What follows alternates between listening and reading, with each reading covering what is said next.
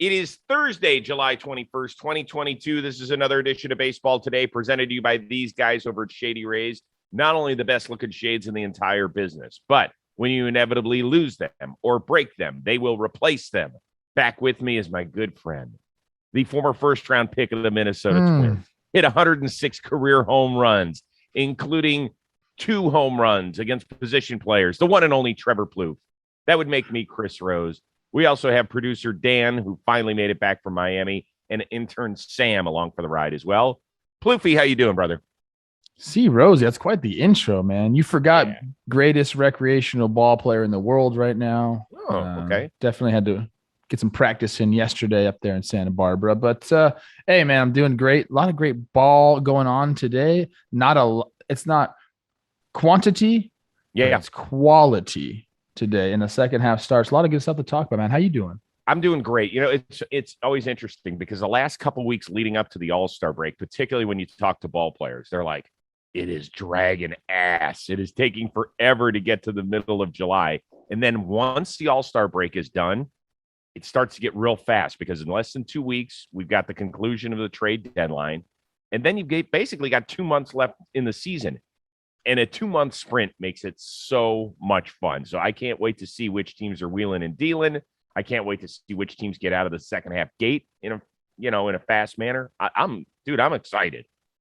August is a really weird month because it can be one of two things. Like if you're out of the race, if you're on one of those teams, you're looking at the schedule, like, oh my gosh, we got 2 more months of just getting our butt kicked. It already feels like years have passed in your life. All the gray hair is coming. Or, if you're a contending team, you want to get to the trade deadline and then you want to get to September. Like August is like, that's what they call it, the dog days. You want to get to September if you're a contending team because you want all the games to really, really mean something. And then you want to just get to the playoffs. So August is a daunting month. This is kind of what separates, the minor league schedule from the major league schedule. Is like August for them is the last month. But when you're in the big leagues, it's a whole another 30 games to play. So, all right, I want to ask you something in 30 seconds. Did you ever, when you were on those shitty teams sometimes, did you have guys quitting? Of course. I mean, not, at least when it becomes more of a selfish baseball at that point where you're like playing because you want to put your numbers up. It's not, you're trying to win games because the morale gets better and that helps you too. It just becomes more of a selfish style of baseball. That sucks. It sucks, dude. It sucks. We'll have to have some good stories about that somewhere down the line. All right, let's get it going. Really light schedule today. Not a ton of teams are playing. In fact, the final game that'll get going tonight, Giants and Dodgers. They still have 14 meetings left this year. Now, if you haven't checked the standings recently, the Dodgers have really separated themselves from the Padres and the Giants. They have a 10-game lead out west. So true or false, LA will win its division by more games than any other division champ this year. I'm going to say false. Okay. In my head, I went with, let's think about who's going to win the most games in the regular season. And right now, I think the Yankees are going to win the most games in the regular season. Okay. Like I have them are they going to, reach the Mariners, the 2001 Mariners? No, but I think they could win close to 106, 107 games, similar to what the Giants and Dodgers finished up last year. So if you're winning 107 games, the next team up would be the Rays or the Blue Jays. Do I see them as a 96 win team or do I see them as a 94 win team? I think I'm closer to the 94 there. So that separation tells me I think the Yankees will win their division by more than any other team in baseball. You didn't consider the Astros? I did consider the Astros, and I had a long speech about, hey, the Mariners are now 9.5, but that's because they just won 14 in a row. There's some regression coming. But people, look, I think I'm done talking about the Mariners this year in a negative light. Just not going to do it. I've learned my lesson here. I think you wanted to pick the Astros. I'm gun shy. Exactly, because of the fear of the strike back on social media. You are unwilling to dip your toe into the pool. I will say that I believe I could see the Mariners being a 91 win team. That seems very a very good possibility. That's where they end up. And that's great for them. That probably puts them in the playoffs. I believe. Astros, I don't have them as that 106, 107 win team. I don't think they care enough. I think they're going to win 99 to 100 games and kind of coast into the playoffs. Okay. I think that's a fair assessment. Yeah. I think that's really good. I mean, it's basically a 3-team question here because nobody else, the Mets and or Braves, are not going to run away with that division. We don't think that whomever wins that Central in either league is going to win by double digits at this point. So it's Yankees, it's Astros, it's Dodgers. And really, those are the 3 best teams in baseball. Yes. The question is, which second place team do you believe in the most? Really, that's what the question comes. We thought about this the same way, yeah. And I do think that at least one of the teams in the American League East is going to figure it out. I think to some degree, they've all had shortcomings, whether it's injury or inconsistency, or in some case, both. So now I turn my attention to the NL West. How much can the Padres or Giants close the gap there? I worry about the Giants. I feel like they're just old. They're a crappy defensive team. The Padres now, they get interesting. Are they willing to pull the trigger on some deals? Yes. Are they going to get Fernando Tatis back? Yes. We think so. Think so. We think so. Yeah, they are. They are. Come on. Yeah, they are. We're gonna think positively. So now, how much better can the Dodgers be than the Padres? I think they can be substantially better because I think the Dodgers are going to wheel and deal too. I really do. I think that they are just going to go. And let's remember, a lot of their guys did not have great first halves. It took Justin Turner 2 months to get going, right? Freddie Freeman, although he was really he was solid for his first 2 months of his stay, he didn't turn it on until after his Atlanta series. We've talked about that. Their pitching has been, somehow their numbers are incredibly impressive, even though they've had to put a ton of different guys in that rotation and in the bullpen. So I think it might be the Dodgers. Don't you see a little bit of regression? And I don't want to speak this into existence. I'm going to whisper this. Don't you see a little regression coming from the starting pitching like Gonsolin and Anderson? Just a little bit. But you could make that same argument for the Yankees, couldn't you? Yes, that's true. You got me there. So if you're going to say, well, they're going to regress at some point, but you could say that about all the teams that have been excellent so far. I tend to think the other direction. I think it's the Astros aren't going to regress. I don't think in that they're right where they need to be. Yeah, I would agree. Now, I do think it's going to be really close. And by the way, you don't have to spew hate in the comments here. It's not like, oh, Rose, you hate the Yankees again. That's not it. I believe more in the competition they play in the AL East to be able to close the gap a little bit. Is anybody going to put the scare into the Yankees? No, not happening. Now you got me thinking about that pitching staff, and now I have to decide: is this a Matt Blake, he's got it thing? Is he the new Brent Strom? Like he's figured this stuff out for the pitchers, or have we just had some really good first halves and we could? I mean, wow, man. I know. All right, we got to move on to the next question. I'm keeping my answer. Yankees. Yeah, you should go with your initial reaction. Up next, which team is really going to step on the accelerator in the second half? And which contender are you most worried about moving forward? Let's each go team that's going to be on the rise in the second half, and then we'll do the other part of the question.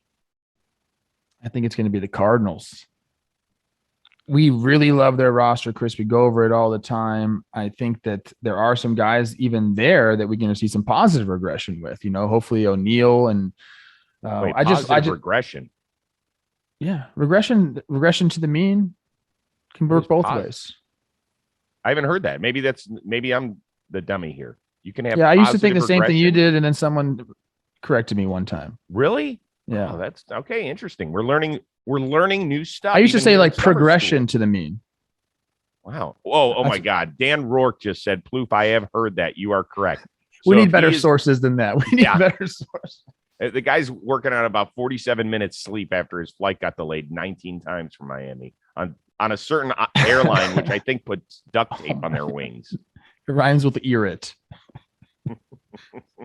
Look, I love the roster construction of the Cardinals. I feel like they haven't hit their stride yet. I think the Brew Crew's in trouble, man. I really do. I think the Brew Crew is one, and I don't want to put this out there. They're a team, like, if an injury happens to one of their major players, they take a huge step back from me as far as where I think they can go. Wow, I love this team. Your World Series winning pick, not even just getting to the World Series. That's the team you're most concerned about? It's one of them, no doubt. Yeah, because until they make some moves, they're very top heavy in their talent. Okay. And it's very good. We know about the starters. They've dealt with some injuries in that regard already. Like hopefully Peralta is going to come back and be Peralta.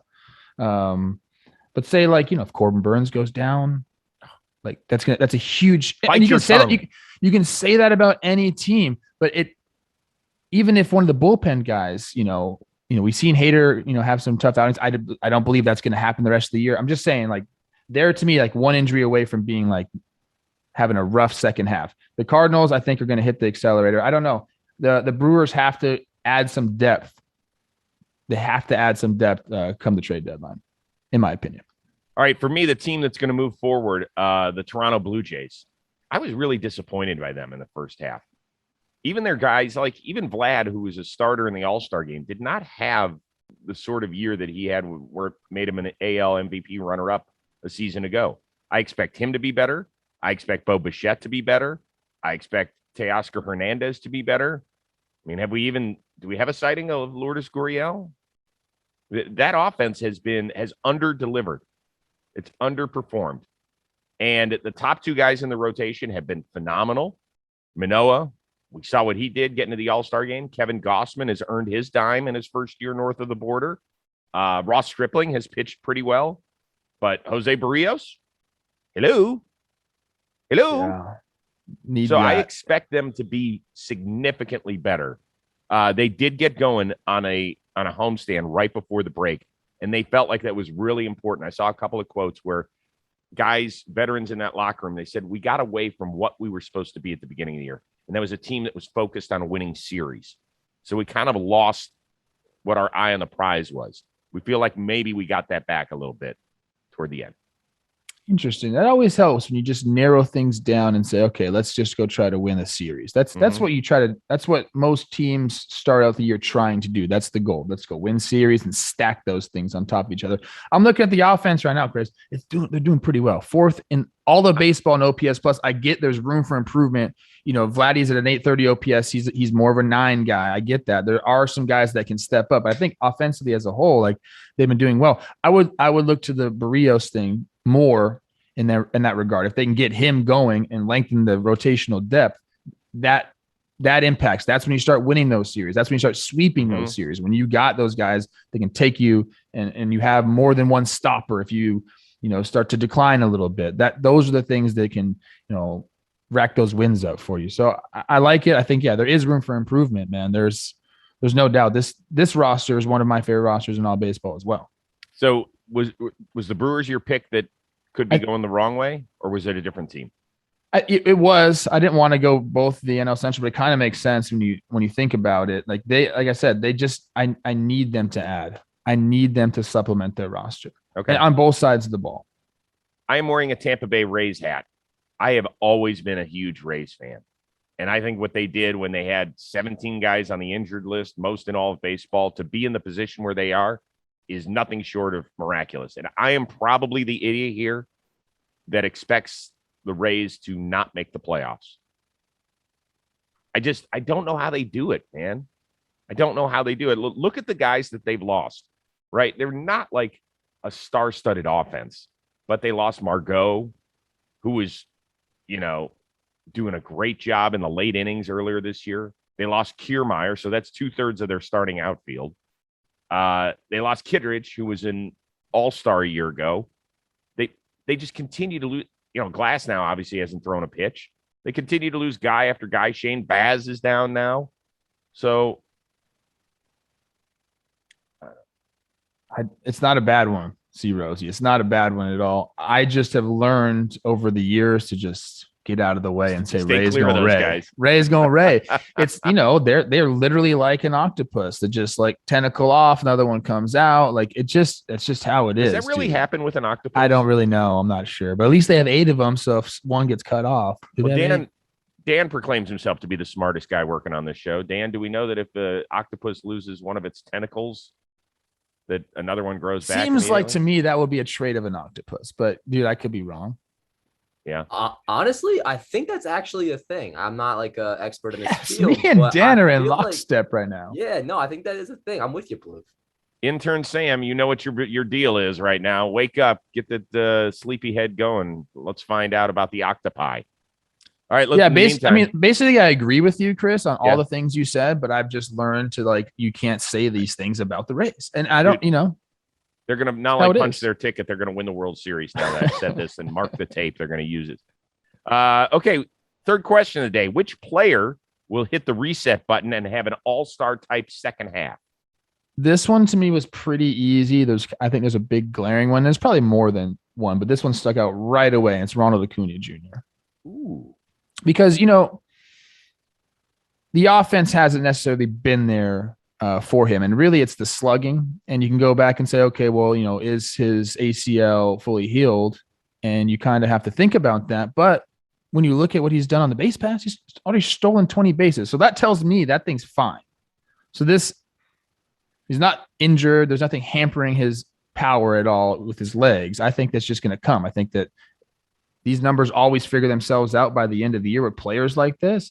So the slugging hasn't been there so far this year, but it will be there by the end of the year. And that means we're going to get a big second half from Ronald Acuna Jr. It's basically as simple as that, is he just hasn't got hot yet. Okay, good one. I am going to go with Tyler O'Neill. Preseason, he was my sleeper MVP pick. He wasn't going to be my MVP pick, but he was the guy who I thought it wouldn't shock me if he ended up putting it together.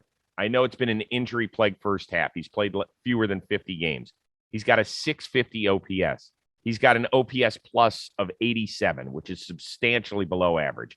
Now, let's remember what this guy did, particularly in the second half last year. A 942 OPS. He had a really good first half, but it was 60 points better in the second half of the year. He hit 19 of his 34 homers. He went off in September, where I think he went deep 11 times. So as long as he is A, healthy, and B, not part of a possible Juan Soto trade, I think he's going to do great. Love that. God, that'd be crazy to see Juan Soto in a Cardinals uniform. Hey, man, I went through the teams yesterday. I actually think they're the number one team that makes the most sense.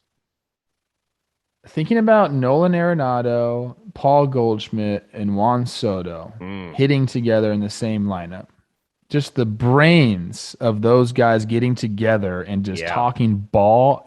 If I'm a player in the Cardinals organization, I'm just trying to get to the big league so I can sit next to these guys. If that happened, my gosh, dude.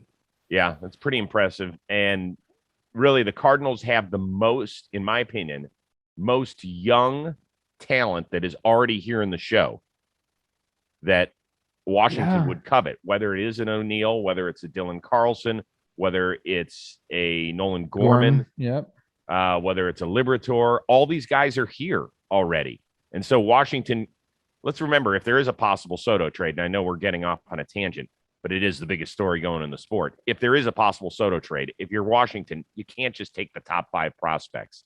Like, that's not good enough. You have to sell to your fan base. We are interested in turning this around. We're getting rid of a future Hall of Famer and bringing back pieces, not a piece. So, that's just a thought. I love that now. Few things to clean up.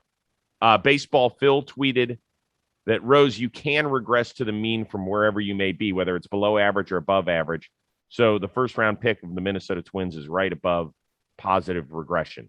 And next, was I right about the octopus? Sam has done his homework. He said they can regrow lost arms. You are 2 for 2, my man. I'm on fire today. Holy smokes. You're making Crespi proud, brother. Mariners are good. Mariners are so good. All right. Saw some interesting video floating around the interweb.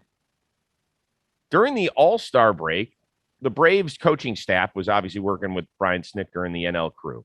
We saw Ron Washington, the amazing infield coaching guru for the Braves, working with Mets first baseman Pete Alonso on very specific, like, extra defensive work drills.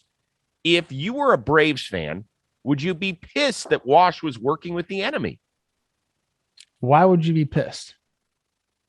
Well, you know how fans get. Okay, hold on. The thing that people need to realize is that Ron Washington is doing this every single day in plain sight out in the open. These aren't like some hidden secret drills that he's all of a sudden letting Pete Alonso be a part of. Like anybody can go see the Ron Washington School of Defense. It's on display every single day. So like he's a coach. And what's he doing at the All-Star game? Coaching. He's coaching. Pete Alonso had the honor of being an All-Star. He earned it. He's an All-Star. Ron Washington is going to coach whoever is there. He's not going to say, sorry, Pete can't work with you. Bottom line, you put a fungo and a baseball in Ron Washington's hand, he's going to go work with whoever's out there. And Pete is smart enough to understand that. I think what we got to be talking about is if you're a Mets fan, you got to be stoked that Pete is like wanting to do that at the All-Star game. So I don't fault Ron for doing this at all. I love that Pete took opportunity and took advantage of it. I don't think anyone needs to worry about this. Again, like it's on display every single day. And the Mets coaches should be working with Pete like that. I loved every bit of it. Yeah. I loved every bit of it because you know what? It shows that we can be competitors. And also, I mean, how often do you guys talk about being in the same fraternity? Right? Yeah. Like at the end of the day, you're all one big group here. And so is that going to make the difference between the Braves beating the Mets by a game or the Mets beating the Braves by a single game? I would doubt it. Maybe. I mean, it's possible, I suppose. But, man, I think it's good stuff. And if I were a Braves fan, I'd be like, you know what? That's one of the many reasons we love Ron Washington and what he's all about. And it also, the same video kind of pissed me off. Why hasn't Ron Washington gotten another shot? Yeah. I sit here and I wonder, like, guys love him. He's well respected. He got a team to the World Series twice in a row. Like, what the hell? What went? I would love to know what went wrong here. Wouldn't Ron Washington look great on the south side of Chicago? Oh, man. Oh, right. I'm a huge Wash fan. Yeah, me too. Can I tell you this? I'm going to tell you this little story. Let's go. So I went down to visit Josh. You know, he works for Bally's down in San Diego, covering the Padres pre and post game show. And I went down and saw him in the middle of April, and it happened to coincide with the Braves visit in San Diego. So I went down to the field, said hi to a bunch of guys. Wash comes over. 2012 or 13, I took Brady, our younger son, up to Oakland for an event, hosted Intentional Talk up there. Wash worked with Brady on those same infield drills when he was like 8 years old. I have pictures of it. It's amazing. Wash came over and he said, he looked at Josh. He said, "Is this the son I worked with?" And I said, "No." He goes, "Well, how is the other son?" I showed him a picture of Brady and playing baseball, all that sort of stuff. He goes, "You make sure you tell your young man I say hello." Now, dude, this was one time. It was almost a decade ago. And he came over and asked me about him. That was impressive. That's amazing. And yeah, you're right. You go around baseball, I don't think there's one person that's going to say anything bad about Ron Washington. Love him. He's awesome. All right. Last thing. By the way, I want to give Marley Rivera a shout out because I think that was her video that we ended up showing. So Marley, great job. Good work. Last one. O's. They drafted a pitcher in the 13th round named Leo Beck out of Division II St. Leo's College. Is that really? He went to St. Leo's and his name is Leo? I hope I didn't write that wrong. Anyway, if he makes the show, he's going to make some baseball history. He would become the first 7-footer to ever play in the show. So I ask you this, Trevor Plouffe. Would you rather be 7 feet tall or would you rather walk around with Jose Altuve's height the rest of your life? Do I get Jose Altuve's abilities? Just the height. 7-footer. Doesn't it look uncomfortable, though? It does, but I think that you can do a lot of things with your 7-foot height. You could just be like a commercial actor or have some movie type of things. That's what I would do with it. Entertainment. You're a 7-footer. There's not a lot of you walking around the earth. You could turn that into things. And then, you just can't ride in like a sports car. And I'm fine with that. I'd like to drive slow. So. By the way, the kid, yeah, real quickly, the kid's name's Jared Beck. I wrote Leo twice. I was like, that can't be right. So I apologize, Jared. That's my fault. He looks nasty. I'm looking at this guy, a still image of him. Mm-hmm. Okay. Lefty. I want no part of Jared Beck right now. Like that is my nightmare right there. Actually, my nightmare would be if he was right-handed, but left-handed, slanging that thing, like all these loose limbs everywhere. I don't want any part of that. Well, you were talking about that you could be a character actor or something at 7 feet. You Yeah. know that basically every big actor in Hollywood is under 5'10", right? You know that. Yeah, but I'd be like, that'd be my specialty. I'm the tall guy actor. Like if Game of Thrones needs some like freak show kind of guy, yeah, like the Mountain. But you don't think it'd be uncomfortable just walking around? Like you could never buy anything close to off the rack. Yeah. How would you ever fly on a plane? Hey, this is a serious question. We're going for it now. I'm gonna go 3 for 3. Aren't tall people they usually have shorter lifespans, right? Because the blood having to pump it. Yeah, is that true? I don't. Sam, are you a doctor? Let's go. Start finding this stuff. See if it regressed to the mean or something. So I asked Michelle this, and she's like, "Well, I definitely want you to be a 7-footer." She's like, "I could never date short people." She goes, "Imagine the heels I could wear." I said, "But I think this.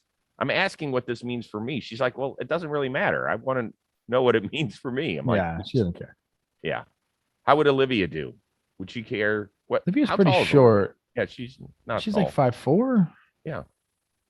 I think she probably choose with a question. I think she probably choose 7-footer. I didn't ask her. I'll ask her after this. Yeah. But if I had Jose Altuve's ability, I'm going Jose Altuve.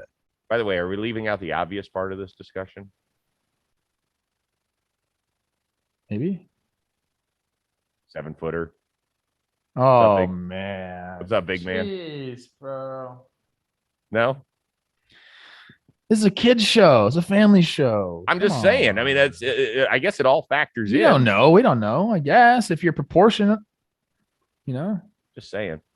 According to our intern Sam, shorter people do statistically have longer lifespans.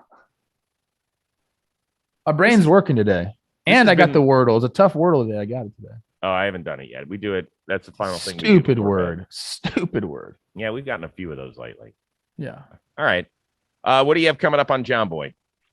Tomorrow we are doing a Friday episode of Talking Baseball. We'll talk about some of these games here that happened today, but more of like, hey, let's get ready for the second half type of thing. So good. It'll be a good discussion with the boys. Yeah, man, what do you got?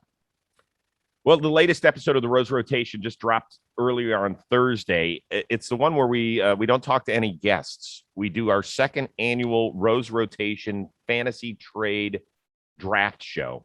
So I did it with Ashlyn, who is the defending champion, Jerry Blevins from Shea Station, and Josh Tomlin, who was recently a guest on the Rose Rotation, who is very good. It's out. It is causing a lot of controversy. There are some teams that are not represented because, you have to do the draft and you have to figure out fits. So you might have had a person going to a certain team, but they got drafted by somebody else and they didn't have them going to the same team that you did. So there's a lot. Oh, everybody's like fired up in the chat already. So I like that. You'll go give it a listen. It's fun. We'll keep score over the next couple of weeks, and hopefully Ashlyn won't win again because I can't have her winning 2 in a row.